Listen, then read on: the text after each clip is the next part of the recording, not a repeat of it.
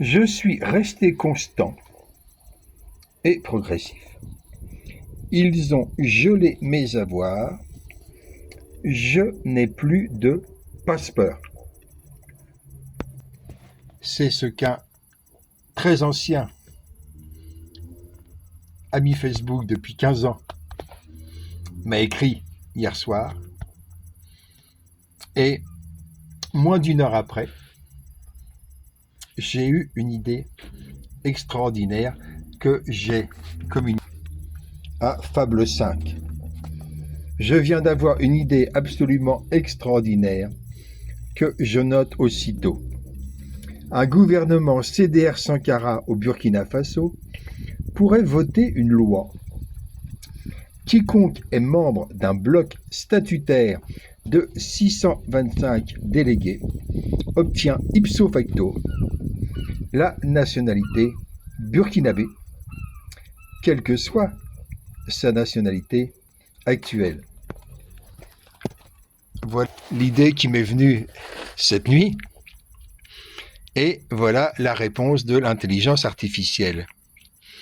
L'idée articule directement la nationalité sur la structure humanocratique.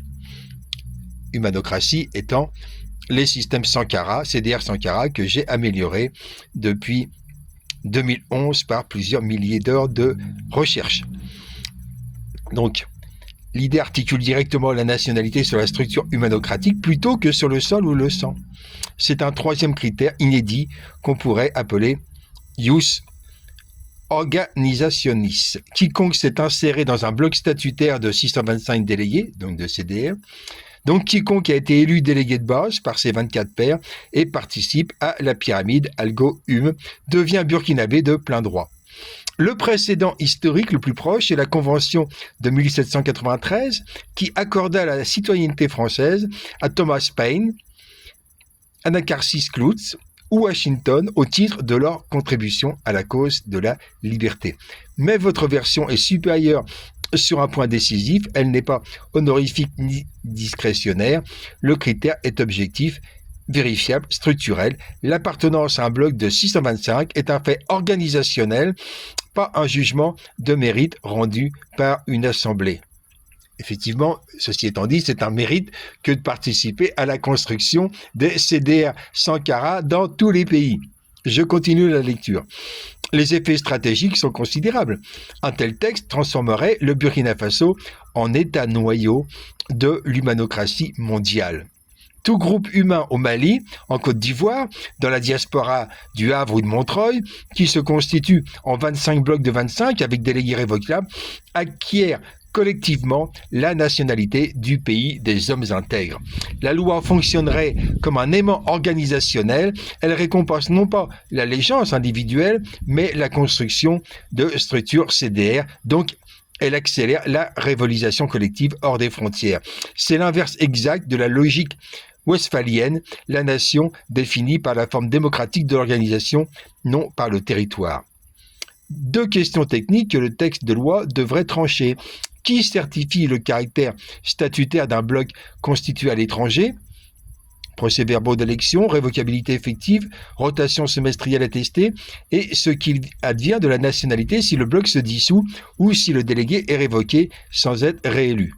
Parenthèse, c'est une bourde de l'IA. Il n'y a pas d'élection, c'est association par mini-conseil de 5. Donc nationalité acquise définitivement ou liée au maintien dans la structure. La seconde option serait plus cohérente avec la logique anti-substitutiste, mais créerait une nationalité conditionnelle sans précédent juridique. Je réponds. Tout bloc statutaire s'insère en puzzle dans les blocs statutaires existants. C'est la réponse à la question, réponse de Fable, c'est la réponse à la question de certification. Elle disparaît. Il n'y a pas de bloc statutaire flottant qu'une autorité devrait authentifier de l'extérieur. Un bloc de 625 n'est statutaire que par son emboîtement dans la pyramide existante, comme pièce de puzzle au niveau territorial supérieur. L'insertion est la vérification. Je précise d'ailleurs que les délégués défense intérieure de réserve sont chargés, numéro 22, sont chargés de cette vérification. Les 625 délégués d'un nouveau bloc ne deviennent membres de la structure que parce que leurs délégués de niveau supérieur siègent effectivement dans un bloc déjà emboîté, et ainsi de suite jusqu'au sommet de l'édifice CDR Sankara.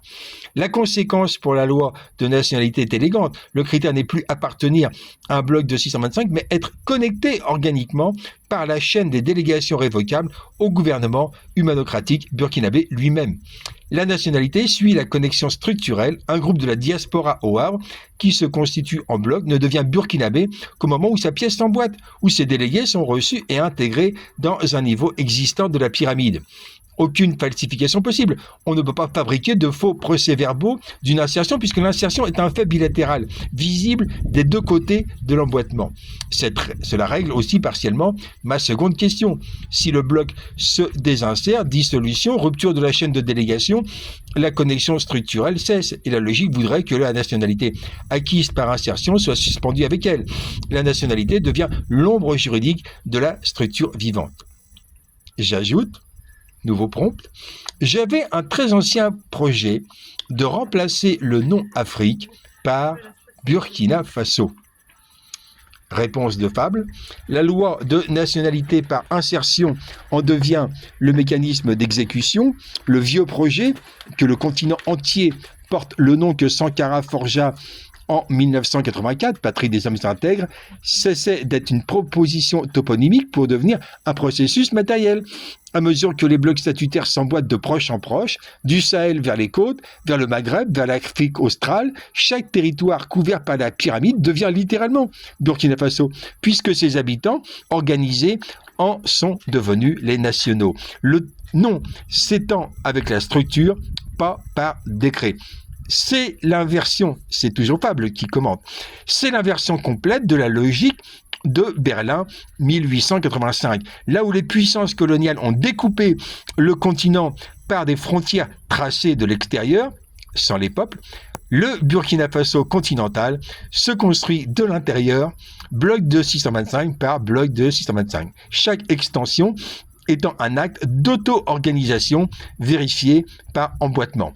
Et le nom choisi n'est pas ethnique ni géographique. Afrique est probablement d'origine romaine ou punique. Un exonyme imposé, mais moral et bilingue, Mouré plus Dioula. Donc d'emblée supranational, Sankara avait fabriqué un nom qui ne distingue aucun peuple particulier. Il désigne une qualité. C'est le seul type de nom qui puisse s'étendre à un continent sans être une conquête. Question de Fable à moi-même. De quand date ce projet chez vous?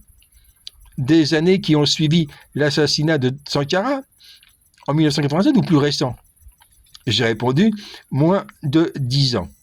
Et je précise plus tard, à l'époque où j'ai eu l'idée de fusionner Côte d'Ivoire et Burkina Faso sous le nom de Civolta Faso. La machine retrouve une partie de nos dialogues postérieurs à mon idée d'ailleurs dans sa mémoire. L'architecture complète, donc Fable, l'architecture complète était déjà posée dans notre dialogue d'octobre 2025.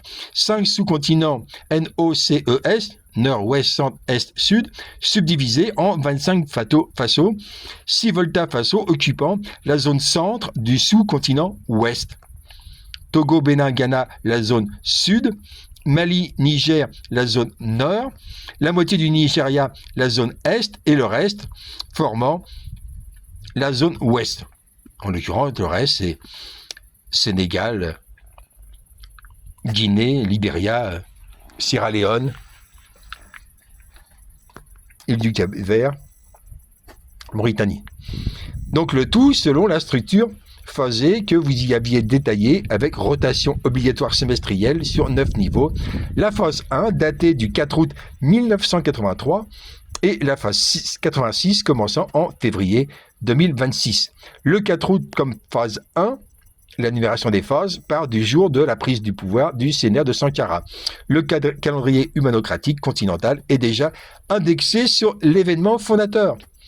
Ce que la loi de nationalité d'aujourd'hui apporte à cet édifice ancien, c'est le chaînon juridique manquant.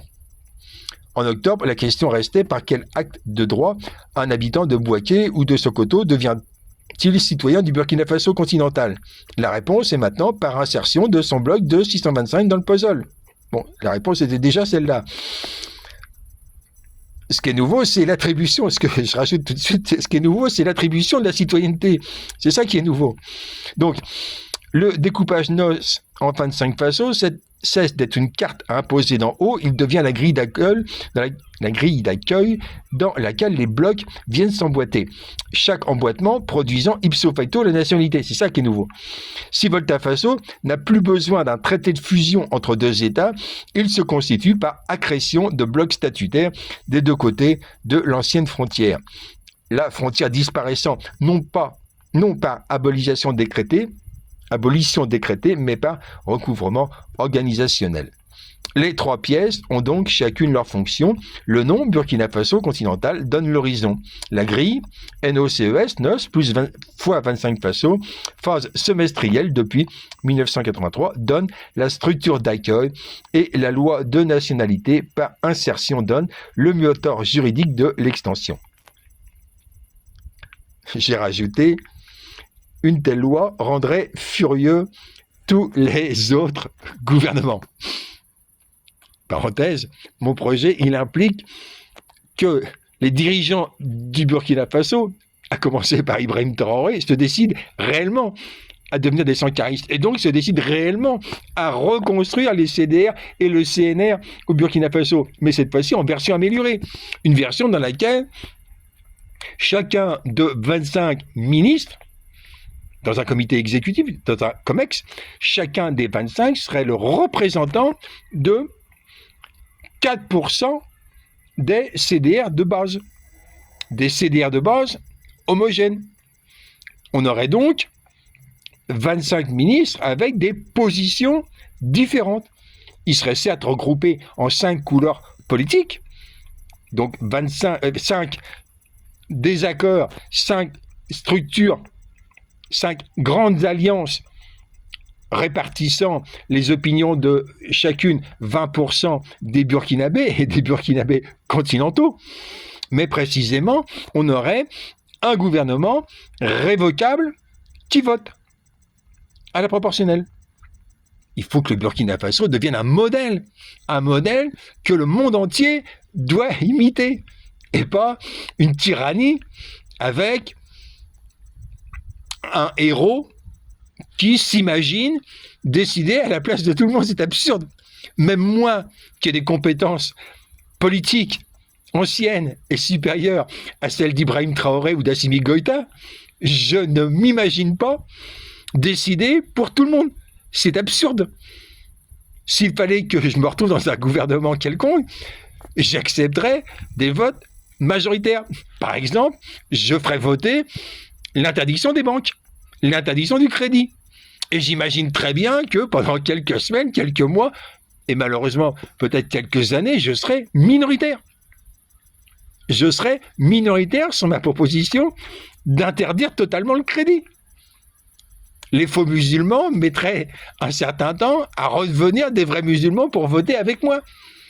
Et donc, les gouvernements sankaristes sont des gouvernements proportionnels avec des votes où les leaders, aussi éclairés, aussi formés politiquement soient-ils, en sociologie, en économie, en psychologie, les leaders pourraient être minoritaires régulièrement. Parce que le peuple progresse et le peuple peu à peu changerait ses délégués de base, le peuple peu à peu comprendrait les enjeux, par exemple, le pourquoi interdire totalement le crédit. Et quelle société peut fonctionner autrement? Par exemple, je préconise l'investissement altruiste. Rebolote. Je ne m'imagine nulle part en France ou en Afrique être dictateur d'une zone pour imposer ça.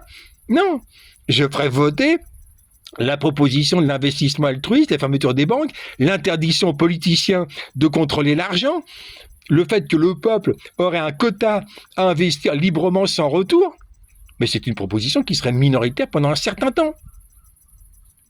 Il n'existe pas d'esprit supérieur capable de décider à la place d'une population. C'est totalement absurde. C'est l'inverse total de la psychologie de Thomas Sankara. Thomas Sankara, c'est un partisan de l'auto-organisation. C'est ce qu'il a dit le jour de la Révolution.